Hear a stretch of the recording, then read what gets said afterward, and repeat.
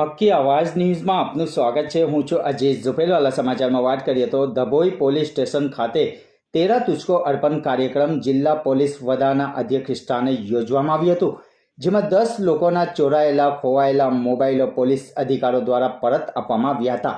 ધભોઈ પોસ્ટેપી આઈ.કે. ઝાલા દ્વારા ઉપસ્થિત સૌનું શાબ્દિક સ્વાગત કર્યા બાદ મારું શહેર સુરક્ષિત શહેર, મારી સોસાયટી સુરક્ષિત સોસાયટી દ્વારા સીસીટીવી કેમેરામાં ઇન્સ્ટોલ કરવામાં આવે, જેથી કરી સોસાયટીઓમાં કોઈ બનાવ ન બને તો પોલીસની સરળતા રહે અને પ્રજાના પ્રશ્નો ઉકેલી શકાય અને પ્રજાના કોઈ પણ પ્રકારની તકલીફ પડે તો તાત્કાલિક ધોરણે પોલીસનો સંપર્ક કરવા જણાવ્યું હતું।